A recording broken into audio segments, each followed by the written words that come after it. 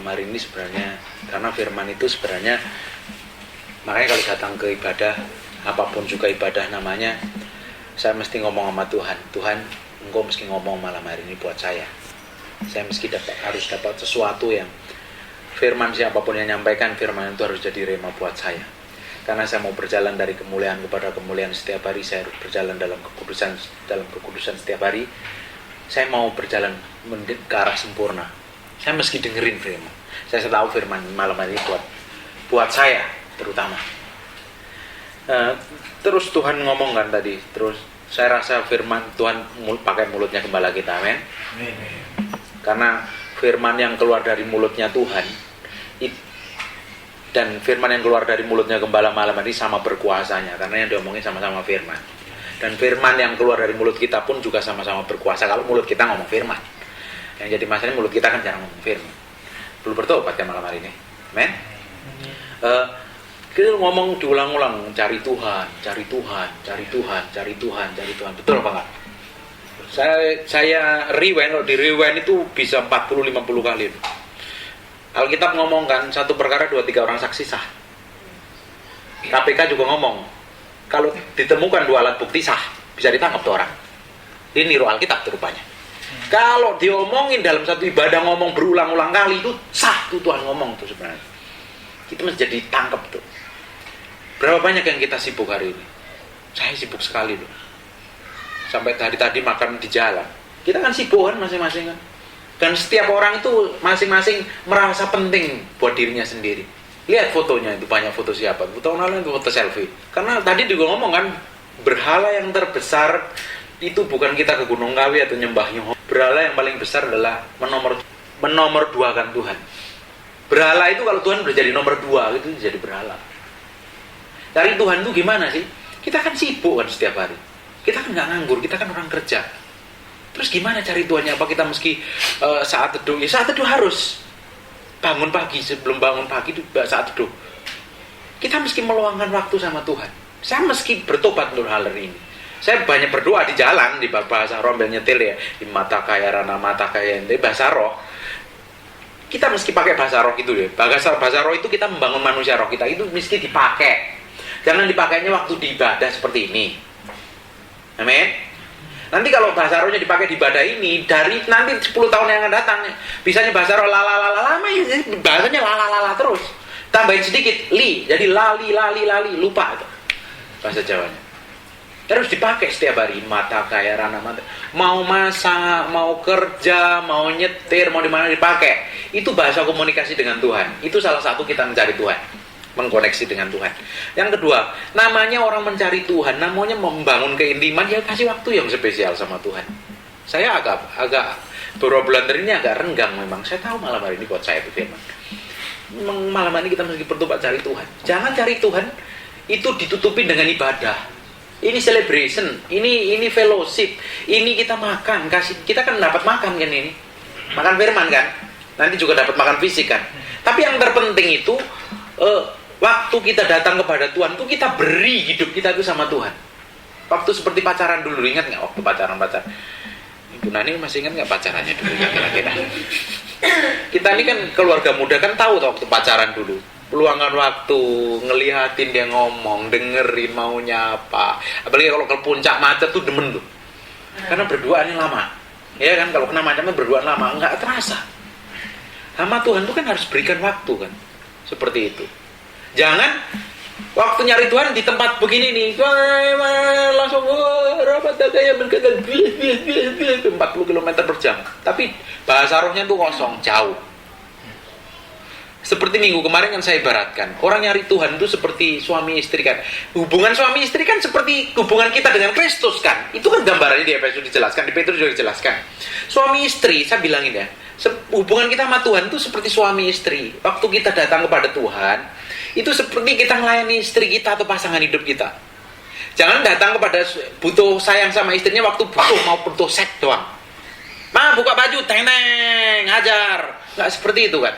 Kita mesti ngomong manis, ngajak sharing dulu, dipuji dulu, kan seperti itu kan. Baru gampang. Untuk hubungan intim itu gampang. Coba bayangin dari pagi, saya ulangin ya, biar jadi rema.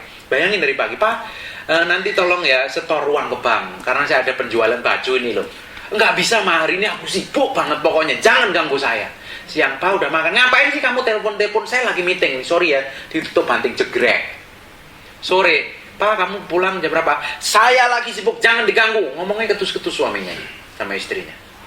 Jam 7, Pak saya udah siapin, nggak perlu, saya tadi udah makan di luar. Istrinya udah siapin makan, nggak perlu, saya udah makan di luar. Terus jam 8 dia pulang, mandi, udah bersiul-siul, mau minta hubungan intim suaminya ini. Puter musik yang ombaknya mengalun, gemericik jazz mengalun. Aku bangga sama kamu, Ma. Aku cinta banget sama kamu. Suaminya, istrinya diam aja. Terus udah hotnya ini, suaminya udah hot banget nih. Mau buka baju, udah mau hubungan intim. Itu kalau saya jadi istri, saya lempar wajan itu suami. Udah seharian ngomong kasar, nggak ada romantisnya. Waktu butuh mulai puji. Kita itu jangan hubungan sama Tuhan tuh kayak begitu. Kalau mau butuh Tuhan, aku perlu ini. Apain? Kita tuh kayak suami yang nggak tahu ngormatin istri tadi itu. Kita mesti bangun hubungan. Saya juga mesti bangun hubungan. Bangun hubungan terus. Itu nyari Tuhan tuh memberi hidup kita itu sama Tuhan, memberi waktu kita sama Tuhan, memberi perasaan kita sama Tuhan.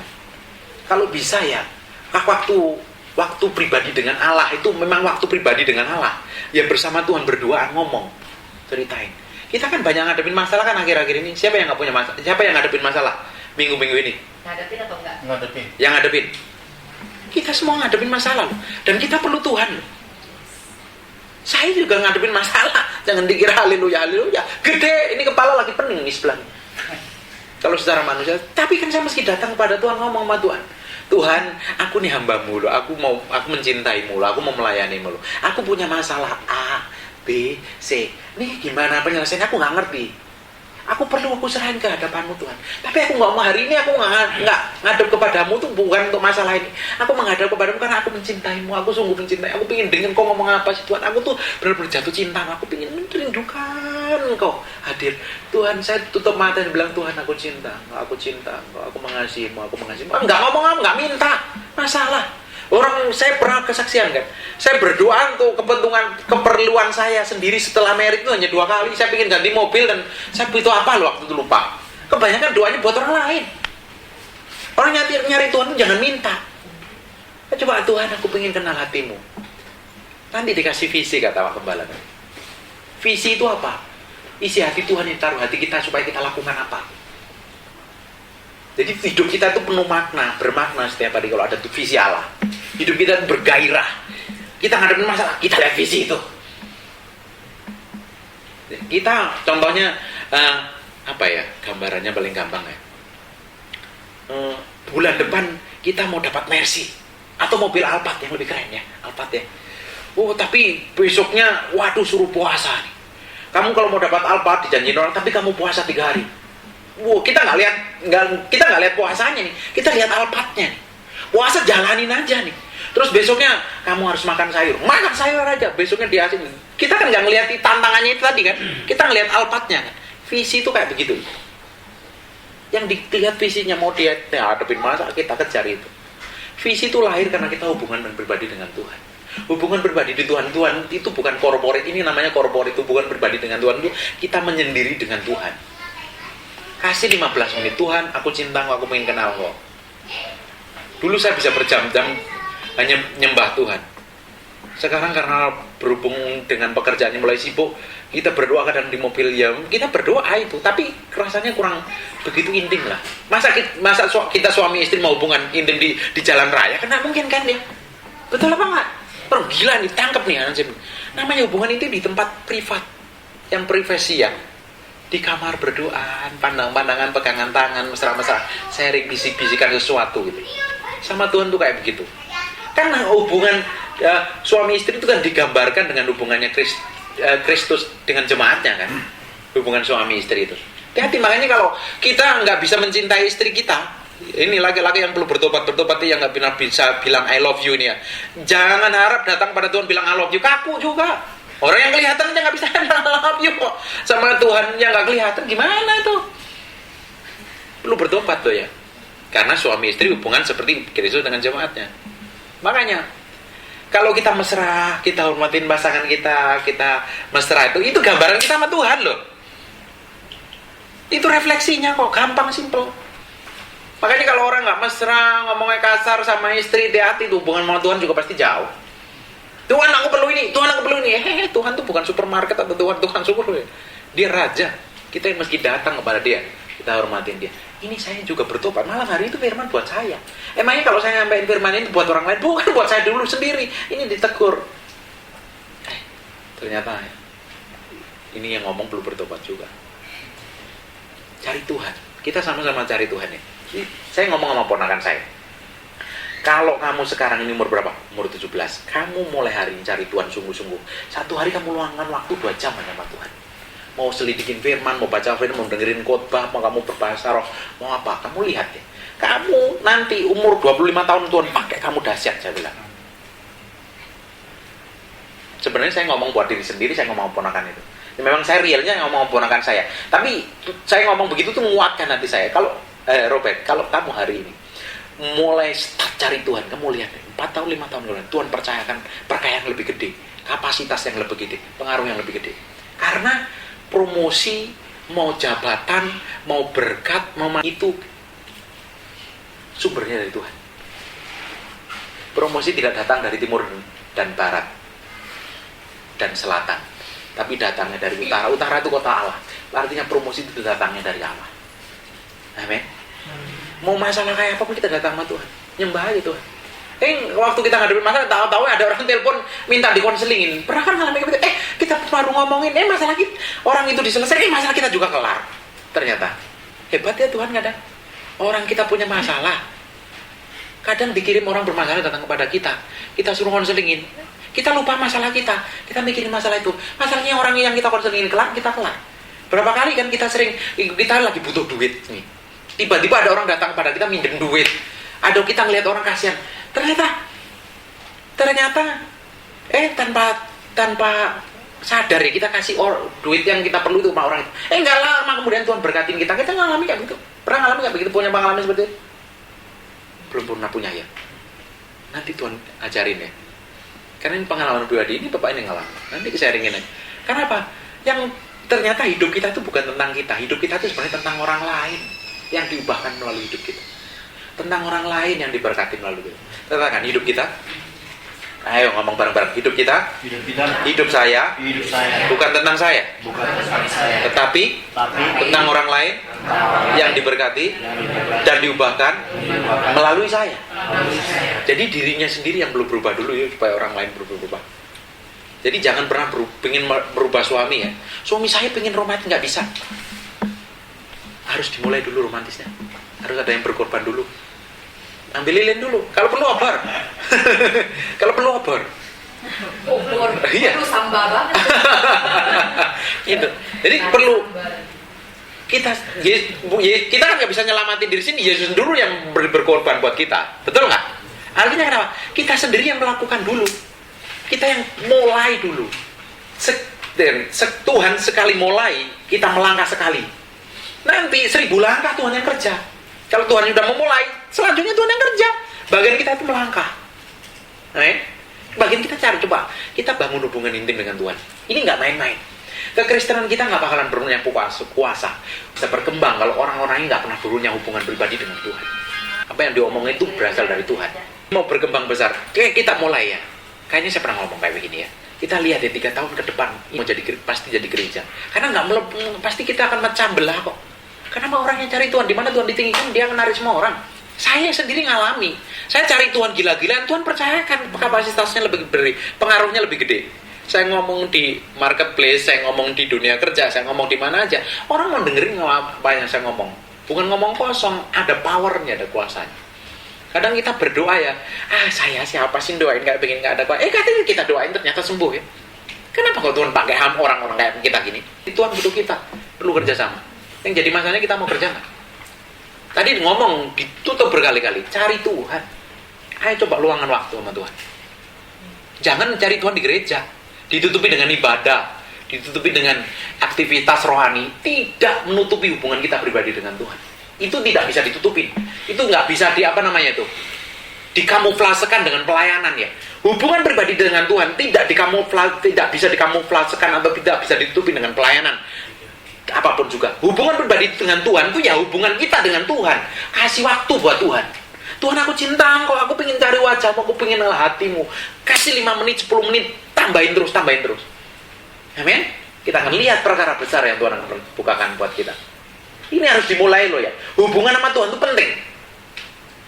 Hubungan sama Tuhan, pribadi kita dengan Tuhan itu akan melahirkan pelayanan. Bukan pelayanan melahirkan hubungan pribadi dengan Tuhan, bukan. Jadi hubungan kita dengan Tuhan dulu baru melahirkan pelayanan, baru melahirkan berkat. Ini penting ya. Kegagalan orang Kristen tuh dibohongin bahwa kalau sudah ke gereja sudah berhubungan dengan Tuhan. Itu ibadah raya. Raya celebration artinya. Hubungan sama Tuhan tuh lain. Ibadah raya hari Minggu tuh kita merayakan dari Senin sampai Sabtu tuh kita berjuang sama Tuhan, kita struggle, kita bergumul, kita berdoa, dan akhirnya kita menang, kita rayakan hari ibadah raya, rame-rame kita jadi berkat buat banyak orang. Baru kita dapat makan dari gembala rohani, kita bimbing, kita kira memang perlu gereja lokal untuk mengarahkan jalan kita. Jangan ditutupi hubungan pribadi dengan itu. Jangan alasan sibuk. Kita semua orang juga merasa sibuk buat dirinya sendiri kok. Betul apa enggak? Semua orang itu merasa sibuk buat dirinya sendiri dan semua orang merasa penting buat dirinya sendiri. Luangkan waktu buat Tuhan. Saya bilang, Tuhan itu sangat cemburu. Dia sangat cemburu deh. Seperti perempuan ya. Siapa yang istrinya cemburu? Bapak-bapak? Rata-rata lah. Rata-rata ya cemburu. Tuh bayangin ya. Adil. Bayangin ya. Kayak istri saya itu kadang protes ya kadang ya. Saya baru sadar kali ini. Hari ini malam ini saya baru sadar. Istri saya katanya gini. Kamu ya, katanya, ntar pulang buruan ya. Saya pikir ngapain ya, suruh pulang buruan, suruh nonton TV. Ternyata enggak, saya baru ngerti ya. Ternyata ya suruh nemenin dia ngobrol. Kita lebih banyak waktu buat orang lain ya kan. Waktu buat orang lain, gini kerja segala macam. Kadang kita jarang berikan waktu buat pasangan hidup kita nonton, dengerin dia ngomong. Mau ngomong apa ya dengerin lah, pandangin matanya, lihatin. Itu membuat pasangan hidup kita bangga, bener nggak? Ayo ibu bener nggak? Suami dengerin lo ya. Ini ngomong. Dengerin, penting nih. Tuhan juga sama. Tuhan tuh saya ibaratkan perasaannya seperti perempuan. Sensitif kok nih. Roh Kudus kan sensitif kan. Dia dingininnya dengan cemburu, dia Yakobus jelaskan. Jangan dukakan dia, gampang luka. Dia cemburu. Coba bayangin kita seharian kita pentingin diri sendiri segala macam dan kita Tuhan cuekin aja. Tuhan aku punya masalah, tolong selesaiin ya. Emang kita anggap Tuhan itu apa? Dia raja. Dia bukan pembantu, dia bukan kacung. Kita mesti respect datang kepada raja. Ingat Raja Ahasiweros, orang datang kepada dia, Tuhan nggak acungin tongkatnya, dipotong loh lehernya loh, dibunuh loh.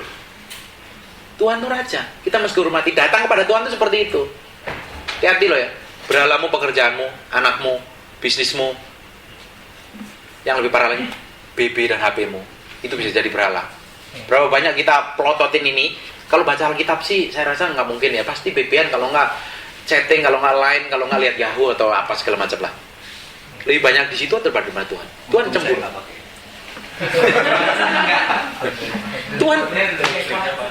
Tuhan cemburu. Coba bayangin ya. Kita jalan kemarin Pak Judi ya ngomong ya, Pak Judi ya. Istri saya itu paling larang saya kalau saya jalan semobil sama perempuan lain. Ya ngomong kan? Iya. Yuk, ingat baik-baik. Bayangin kita seharian, kita jalan dengan pekerjaan kita jalan dengan usaha kita jalan dengan apapun yang kita kerjakan, whatever lah namanya.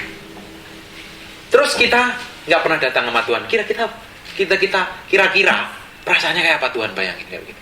Atau kita jalan seharian sama sekretaris kita atau teman bisnis kita perempuan semobil ngobrol bercanda-canda, terus datang kepada istri kita sampai rumah, kita cembetutin aja, kita bentak-bentak. Perasaan istri kita kayak apa? Tuhan juga ngalahin sama kok kayak begitu. Ingat nggak? Tuhan penyemburu, dia marah. Tuhan bangsa Israel dibunuh ketika orang Israel, ketika Musa lagi berdoa di bukit dan orang Israel bikin batu lembu tuangan. Yang bikin imam besar lagi, Harun lagi.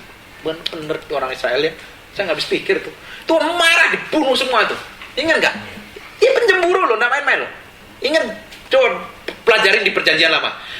Ketika orang Israel kawin campur, dicabutin rambutnya tuh. Tuhan basmi, dibunuh semua. Ingat nggak kenapa Biliam dibunuh? Biliam tuh nabi palsu menganjurkan kawin campur, mau dibunuh tuh. Ditombak deh. Marah Tuhan. Karena dia nggak mau diduakan.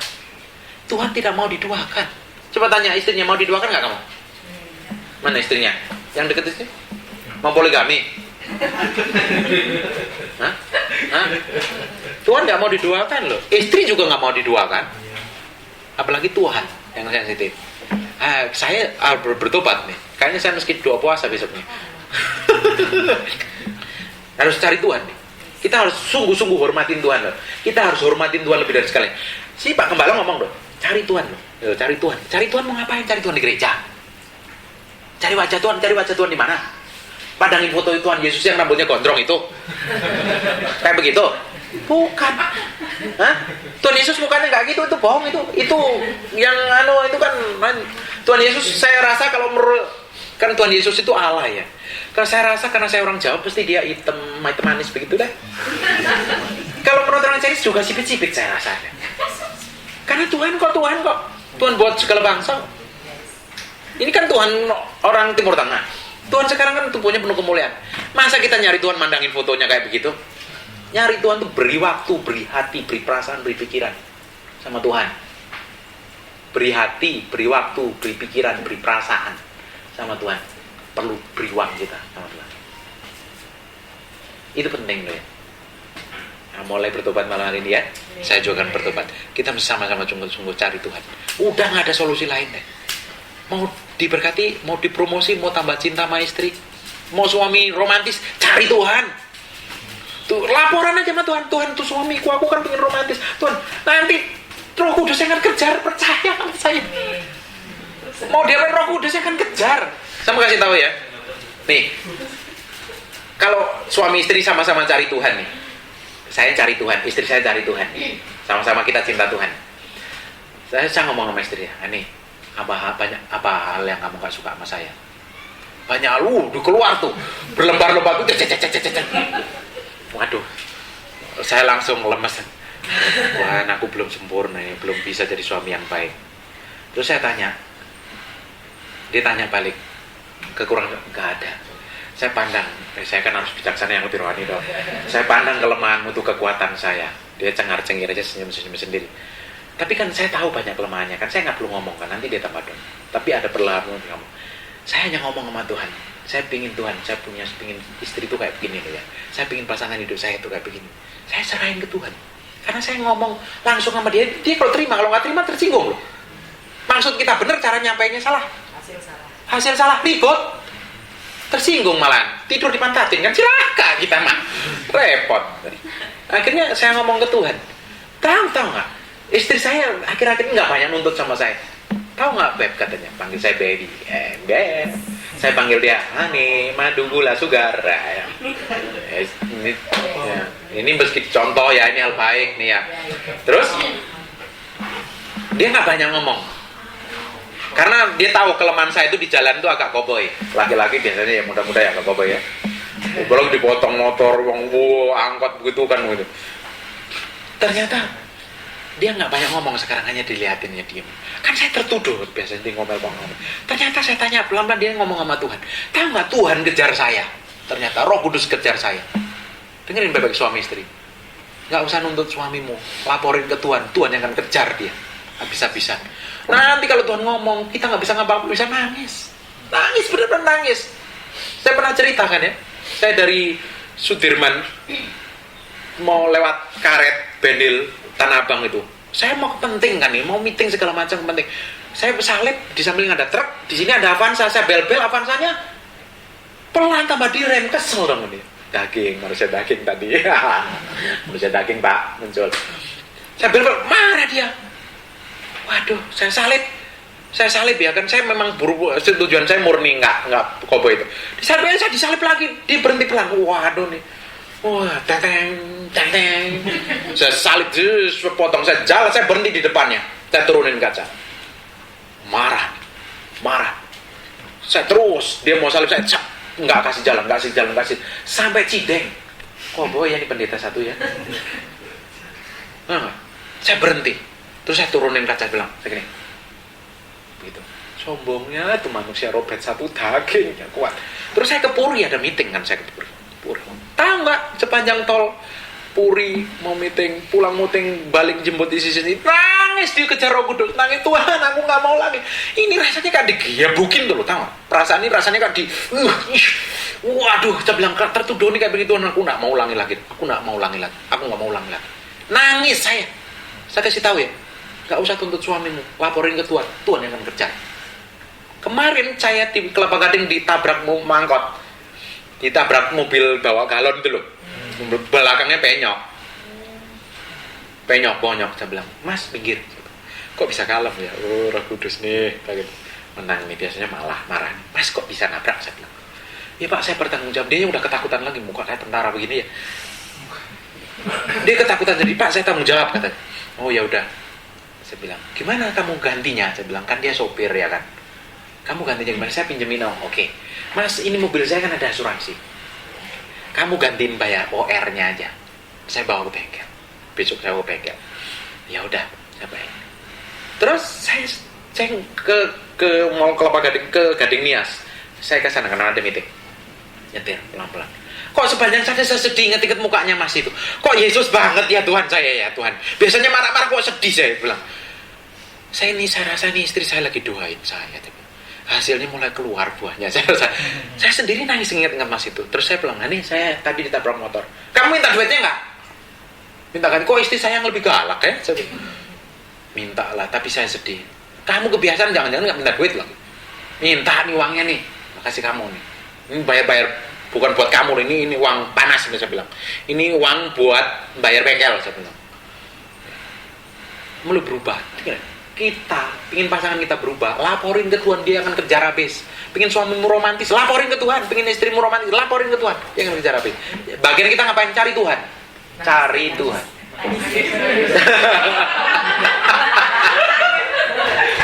Ya. Kalau itu kamu besar di surga. Lihat, seperti gembala ngomong, cari Tuhan. Luangkan waktu, luangkan pikiran, luangkan perasaan. Janji ya. Katakan, saya janji malam hari ini saya akan cari Tuhan. Mulai malam hari ini, kalau saya lupa, Roh Kudus yang ingatin. Nggak bisa tidur semalam. Amin. Tuhan berkati ya.